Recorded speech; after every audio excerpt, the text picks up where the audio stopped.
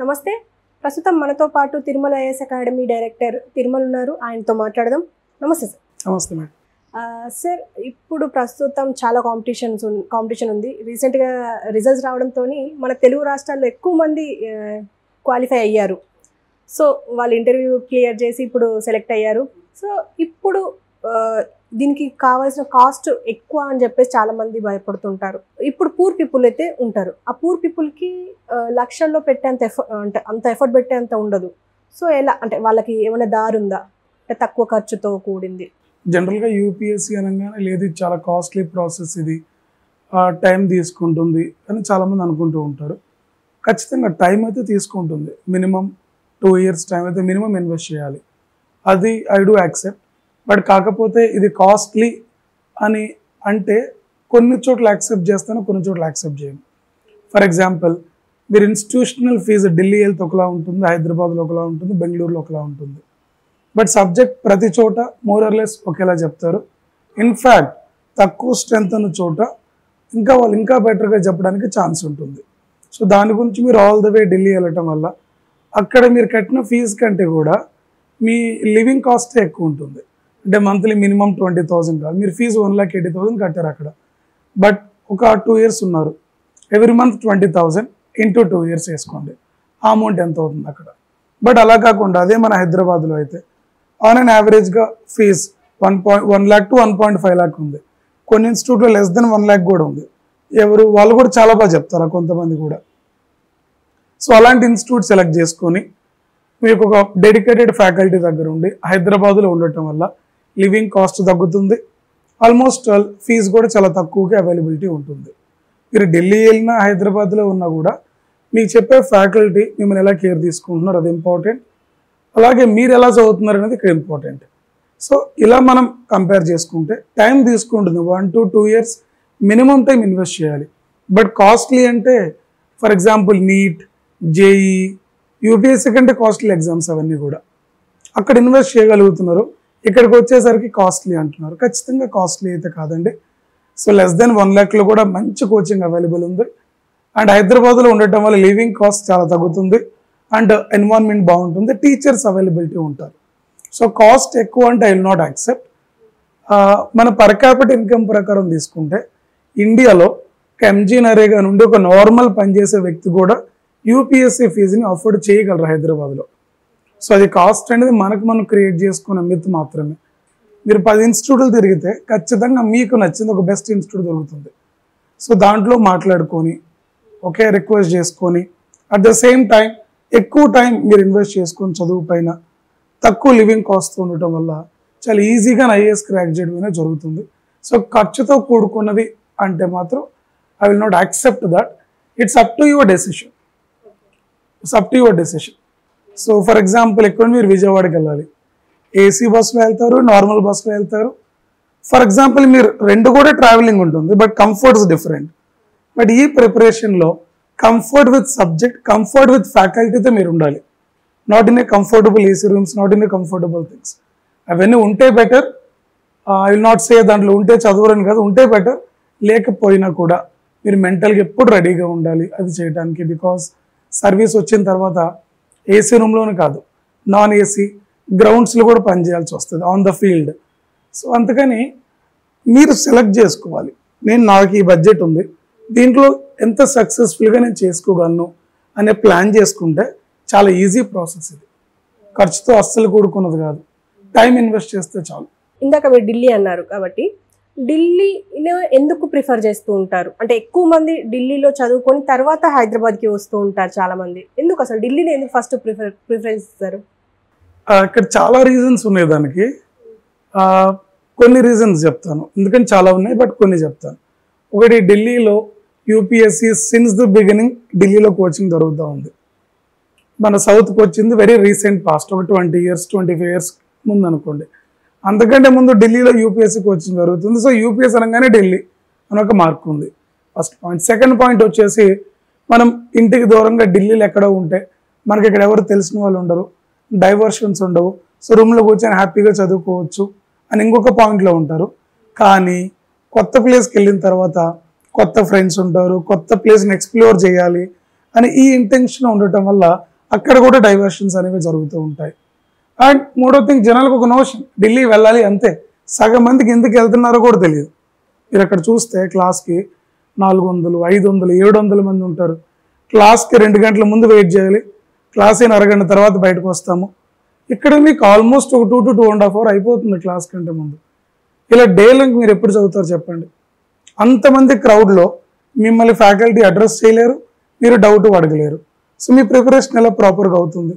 ఇలా వెళ్దాము for example మా ఫ్రెండ్ వెళ్తున్నారు, నేను వెళ్తాను, మా ఫ్రెండ్ వెళ్తున్నారు, ఇంతకంటే రీజన్ లేదు ఇక్కడ. మీరు ఎందుకు అని అడిగితే they think of some reasons. But we have very better training centres at Hyderabad in south. So ఢిల్లీకి వెళ్ళాల్సిన పనే లేదండి. అక్కడికి వెళ్ళిన వాళ్ళు చాలామంది మీరు అన్నట్టే మా దగ్గరకు వచ్చినారు. ఇప్పుడు వాళ్ళు మేము బెటర్గా ట్రైన్ చేయడం అనేది జరుగుతూ ఉంది. ఎందుకంటే అక్కడ ట్రైనింగ్ బాగోదన్న, క్లాసులు చెప్తారు, చెప్పుకుంటూ వెళ్తారు అంతే. నువ్వు వింటున్నావా, నీకు అర్థమైందా, మీరు తిరిగి ప్రశ్న అడగగలరా అనే ఈ మెకానిజం అనేది అక్కడ మీరు ఎక్కడ కూడా కనిపించదు. అది ఓన్లీ మన సౌత్లో, అది కూడా కొన్ని ఇన్స్టిట్యూట్స్లో ఎవరైతే లిమిటెడ్ స్ట్రెంత్ పెట్టుకొని చేస్తారో they can do it. And మీరు ఎంత స్ట్రెంత్ మెయింటైన్ చేస్తూ ఉంటారు? ఇప్పుడు మీరు స్ట్రెంత్ గురించి అన్నారు కాబట్టి ఎంతమంది స్ట్రెంత్ మెయింటైన్ చేస్తుంటారు? ఓకే, సో మీరు నా విషయానికి వచ్చి అడిగితే నా క్లాస్ రూమే 50 members పడతారు అంతేనండి, not more than that, exactly 50. ఇంకా కుదిరితే 48, 49. నేను ఆ స్ట్రెంత్ ఆ క్లాస్ రూమే తీసుకోవడానికి కారణం కూడా ఏంటంటే అంతకంటే ఎక్కువ స్ట్రెంత్ వద్దు, వస్తే ఇంకొక బ్యాచ్ చేద్దాము, బట్ ఆ బ్యాచ్లో అయితే ఉండకూడదు. Because we can't focus on everybody. తక్కువ ఉంటే అందరిపైన ఫోకస్ చేయొచ్చు, అందరికి మాట్లాడే అవకాశం ఇవ్వచ్చు, గైడ్ చేయడానికి పాసిబిలిటీ ఉంటుంది. క్లాసులు చెప్పటం అనేదమ్మా ఒక 30 to 40% మాత్రమే యూపీఎస్సీలో. ఆఫ్టర్ క్లాస్ ఫ్యాకల్టీ మీ పైన ఎంత కేర్ తీసుకుంటుంది, ఇన్స్టిట్యూట్ మిమ్మల్ని ఎంత బాగా మానిటర్ చేస్తూ ఉంది, ట్యూషన్లో చెప్తున్నారా లేదా, ఇవన్నీ చాలా మ్యాటర్స్. బట్ 1,80,000, 2 లక్షలు కట్టి క్లాసెస్ విన్నాము అంటారు, బట్ అక్కడితోనే అయిపోయిందా? వినటం కాదు మిత్రమా, మీకెంత అర్థమైందో చెప్పండి, మీరెంత రిటైన్ చేయగలిగినారు, మీరెంత రాయగలుగుతున్నారు, ఇదంతా వచ్చిన రోజే కదా మీరు ప్రాపర్ కోచింగ్ అనేది. అందుకని నేను ఎప్పుడు లిమిటెడ్ స్ట్రెంత్ని ప్రిఫర్ చేస్తాను.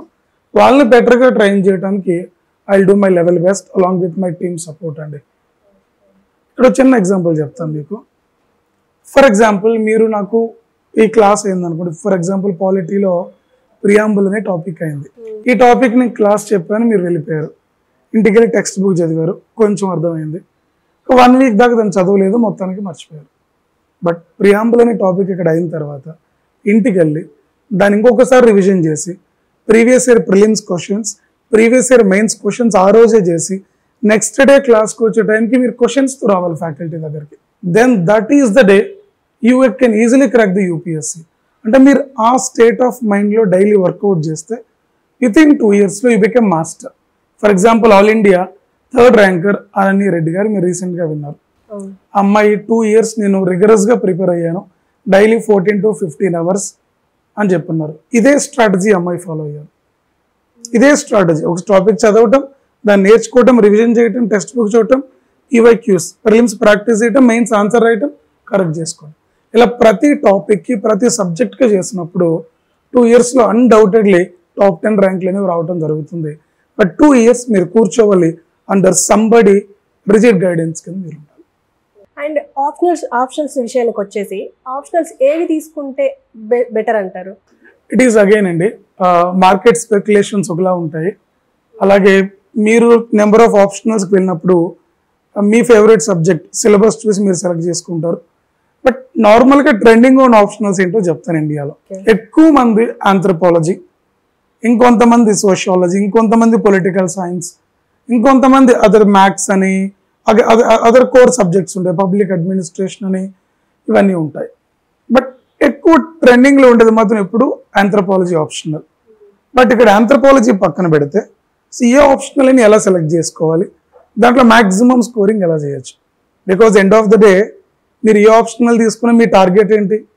Not to become master in that, but you have to get the maximum score in that optional so that you will clear your mains with maximum marks, you will get your deserve service.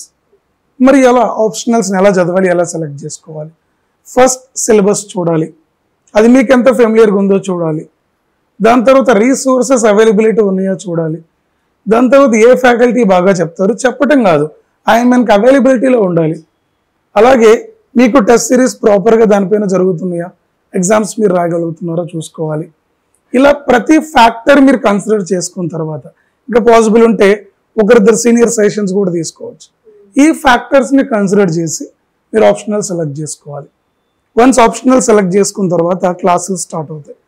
క్లాసులు start నేను only classes మాత్రమే వింటా అంటే సరిపోదు. Classes వినాలి, ఇంటికి వెళ్ళి చదవాలి, అగైన్ మీరు రిఫరెన్స్ బుక్స్ వాడాలి, మీ ఓన్ కొన్ని పాయింట్స్ రెడీ చేసుకోవాలి, PYQs చూడాలి.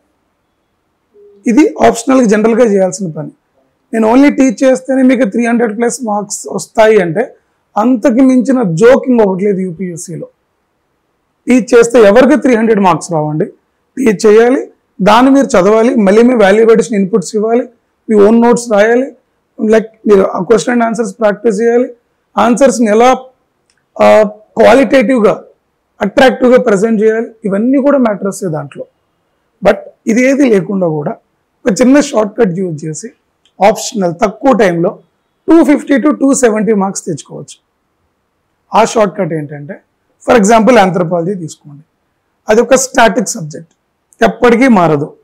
లిటిల్ కరెంట్ అఫైర్స్ 5 to 10% అంతే. దానికి నేనేం చెప్తాను అంటే last 15 to 20 years anthropology previous year questions తీసుకోండి, వాటికి ఒక్కొక్క ఆన్సర్ని 2 లేదా 3 సార్లు ప్రాక్టీస్ చేయండి. ఆ కాన్సెప్ట్ చదవండి, ఈ ఆన్సర్ని 2 లేదా 3 సార్లు ప్రాక్టీస్ చేయండి ఒక్కొక్క ఆన్సర్ని. ఇలా చేయటం వల్ల ఒక కాన్సెప్ట్ మీకు ఈజీగా గుర్తుంటుంది. 15 years into 25 క్వశ్చన్స్ మీరు ఒకసారి కౌంట్ చేసుకోండి, సబ్ క్వశ్చన్స్ కలుపుకుంటే 30 దాకా ఉంటాయి. అంటే ఆల్మోస్ట్ అక్కడ మీకు 300 to 400 క్వశ్చన్స్ వస్తున్నాయి. అంటే 300 to 400 టాపిక్స్. ఆంథ్రోపాలజీ అనే టాపిక్స్ లేవండి. ఈచ్ టాపిక్ 2 to 3 రివిజన్ అవుతుంది. మీరు ఈచ్ క్వశ్చన్ 1 లేదా 2 లేదా 3 సార్లు చదివి చూడకుండా రాయటం వల్ల కూడా డైరెక్ట్గా ఎగ్జామ్ వెళ్ళటం వల్ల 250 మినిమం స్కోర్ చేస్తారు. మరి 300 స్కోర్ చేయాలంటే దానికి అడిషనల్ ఎఫర్ట్స్ అనేది పెట్టాలి. అక్కడ మీకు టీచర్ అవసరం అనేది చాలా ఉంటుంది. ఈ షార్ట్ కట్ నేను అదే చెప్తుంటా, ప్రిలిమ్స్ క్లియర్ అయిన తర్వాత టీచర్ అవసరం చాలా ఉంటుంది. మెయిన్స్ని ఎలా ఈజీగా ఎక్కించాలో ఫ్యాకల్టీకి బాగా తెలుసు. అందుకనే మెయిన్స్ అయిన ఎమ్మటే మీరు టీచర్ దగ్గరికి వెళ్ళిపోవాలి. మీ స్ట్రాంగ్ వీక్ ఏరియాస్ చెప్తే దాన్ని బట్టి ప్లాన్ డిజైన్ చేసుకొని మీరు టీచర్ కలిసి చదవటం వల్ల ఎగ్జామ్ 100% క్లియర్ అవుతుంది. ఇలా చాలా టెక్నిక్స్ ఉంటాయి ప్రతి దానికి కూడా, వాటిని ఫాలో అవడం అనేది ఇంపార్టెంట్. అండ్ ఫౌండేషన్ విషయానికి వచ్చి మళ్ళీ ఏంటంటే, అంటే మొదటి నుంచి అంటే గ్రాడ్యుయేషన్ ముందర నుంచి అంటే గ్రాడ్యుయేషన్తో పాటు చదవాలా ఈ అంటే సివిల్స్కి ప్రిపేర్ అవ్వాలి అంటే, లేకపోతే గ్రాడ్యుయేషన్ తర్వాత ప్రిపేర్ అవ్వచ్చు అంటారా? వెరీ ఇంట్రెస్టింగ్ క్వశ్చన్ అమ్మా. బికాస్ ఇప్పుడు డిగ్రీ కమ్ IAS అని కూడా జరుగుతూ ఉంది చాలా చోట్ల. It's very good initiative. But కాకపోతే ఆ ఇనిషియేటివ్ అనేది ప్రాపర్గా ఎగ్జిక్యూట్ అవ్వట్లేదు. Degree cum IAS is a very good initiative, but దాన్ని ప్రాపర్గా ఎగ్జిక్యూట్ చేయట్లేదు. రీజన్స్ అగైన్ చాలా ఉంటాయి. స్టూడెంట్ ప్రాబ్లమ్స్ ఉంటాయి, మేనేజ్మెంట్, టీచర్స్ చాలా ఉన్నాయి ఇక్కడ. బట్ ఎస్, మీరు డిగ్రీ చదువుతూ ఇంజనీరింగ్ చదువుతూ కూడా UPSC ప్రిపేర్ అవ్వటం మంచిదా చెడ్డదా అంటే చాలా మంచి ఆలోచన అది. ఎందుకో చెప్తానండి. ఫర్ ఎగ్జాంపుల్, మీరు డే అంతా డిగ్రీ సబ్జెక్టులు చదువుతారా? లేదు. ఇంజనీరింగ్ చదువుతారా? లేదు. To be frank and precise, engineering అంతా కూడా మనం లాస్ట్ 1 week 1 monthలోనే చదువుకొని ఎగ్జామ్స్ రాయడం అనేది జరుగుతుంది. ఎవరైనా మీలో కష్టపడాలి ఉంటే I'm sorry, I don't want to degrade anybody here. But daily ఒక 2 hours మీరు ట్యూషన్లో అనుకోండి. డైలీ 2 hours మీరు UPSC ట్యూషన్లో అనుకోండి. ఒక సబ్జెక్ట్ తీసుకోండి, ఆ క్లాసెస్ మీరు వినండి ఒక ఫ్యాకల్టీ దగ్గర. ఇలా ఒక సబ్జెక్ట్ ఫినిష్ చేయడానికి 100 hours పడుతుంది అనుకుంటే 50 daysలో ఒక సబ్జెక్ట్ అవుతుంది. ఇంకొక 50 daysలో 2, ఇంకొక 50 daysలో 3. ఇలా మీరు ఇయర్ వెళ్ళేసరికి ఆ మినిమం 3 సబ్జెక్ట్ని ఫినిష్ చేయొచ్చు. అదే 2 yearsలో 4 ప్రాపర్గా కంప్లీట్ అవుతాయి. మీరు 4th year లేదా 3rd yearకి వచ్చేసరికి అన్ని సబ్జెక్టులు అయిపోయి ఉంటాయి తరోగా. ఇది prelims and mains answer writing. 4th year optional తీసుకుంటాం, then we can easily crack. 4th year అయిపోతేనే మనం ఎగ్జామ్ క్రాక్ చేస్తాం. కాకపోతే ఈ 2 లేదా 3 ఏళ్ళు మీరు కొన్ని సంతోషాలను దూరం పెట్టాలి, ఫ్రెండ్స్తో తిరగడం ఆపాలి. ఫర్ ఎగ్జాంపుల్, మీ ఫ్రెండ్ బయట తిరుగుతున్నాడు డైలీ 3 hours 2 hours, మీరు ఆ టైం UPSC పైన ఇన్వెస్ట్ చేయండి. ఆన్లైన్ క్లాస్ తీసుకోండి, వినండి, డౌట్లు వస్తే మీ సార్కి కాల్ చేయండి, ఎక్స్ప్లెయిన్ చేయించుకోండి, ప్రిలిమ్స్ మెయిన్స్ ప్రాక్టీస్ చేయండి. ఇలా 2-3 ఏళ్ళు స్టూడెంట్స్ని టీచర్ పేరెంట్స్ కలిసి కూర్చొని చదివించగలిగితే 4th ఇయర్ అయిపోతూనే ఐఏఎస్. 22 yearsకి ఐఏఎస్ కొట్టిన వాళ్ళు చాలామంది ఉన్నారు. వాళ్ళందరూ కూడా ఈ స్ట్రాటజీ ఫాలో అయిన వాళ్ళే. కాకపోతే ఇది స్టూడెంట్ సక్సెస్ మాత్రమే తప్పు. ఎవరైతే 22 yearsకి మేము ఐఏఎస్ సాధించాము అంటే ఇది ఓన్లీ స్టూడెంట్ సక్సెస్ అంటే ఇట్స్ రియల్లీ రాంగ్. ఇక్కడ టీచర్ సపోర్ట్ చాలా ఉంటుంది, పేరెంట్స్ సపోర్ట్ చాలా ఉంటుంది. ఇక్కడ వీళ్ళిద్దరిని తట్టుకున్న ఆ స్టూడెంట్ చాలా గ్రేట్ లాస్ట్లో. నేను ఆ విషయంలో స్టూడెంట్ చాలా గ్రేట్ అంటాను. బట్ ఆ స్టూడెంట్ అలా పుష్ చేయడానికి టీచర్ ఈ పేరెంట్ కూడా ఈక్వల్గా కష్టపడ్డుంటారు, ఆ పిల్లోడిని కష్టపెట్టుంటారు. బట్ అది తట్టుకున్న అబ్బాయి end of the day enjoying the results. So ఇలా అయితే చాలా బాగుంటుంది. Treat it as a tuition. కోచింగ్లో అనుకుంటే బర్డన్గా ఫీల్ అవుతాం. కొంతమంది ఏమంటారంటే సార్ మేము 4th ఇయర్లో యూపీఎస్సీ జాయిన్ అవుతాము, మాకు పెద్ద వర్క్ ఉండదు అప్పుడు అని. అన్ని సబ్జెక్ట్స్ ఆల్ 16 మాడ్యూల్స్ ఒకేసారి వచ్చి మీ నెత్తిన పడితే అన్నీ కూడా కొత్త సబ్జెక్టులే మళ్ళీ మీకు అర్థమవుతాయి. మీరు నేర్చుకోగలరా? సఫికేట్ అవుతారు. ఒకేసారి అంత కాన్సన్ట్రేషన్ కుదరదు, ఒకేసారి అంత ఐసోలేట్ అవ్వలేరు. సో ఆటోమేటిక్గా యూపీఎస్సీ మాకు కష్టం అని డైవర్ట్ అవుతారు. ఇలా కాకుండా చిన్నపిల్లోడికి అన్నం పెట్టినట్టు కొంచెం కొంచెం కొంచెం కొంచెం పెడితే ఫర్ 2-3 yearsకి వచ్చేసరికి ఫుల్ మీల్స్ తింటాడు అనుకుందాం. అలా 1st year 2nd year 3rd year 4th year ఇంజనీరింగ్లో డిగ్రీలలో చదివించుకుంటూ వస్తే 3rd 4thకి వచ్చేసరికి they are ready to clear the exam. పిల్లలకి డెసిషన్స్ తీసుకునే అంత మెచ్యూరిటీ ఉండదు కాబట్టి తల్లిదండ్రులు టీచర్స్ కలిసి ఈ అబ్బాయిని ఎలా మౌల్డ్ చేయాలి అని ఒక పథకం ప్రకారం తీసుకెళ్ళాలి. ఇది కూడా పెద్ద స్కెచ్చేనండి.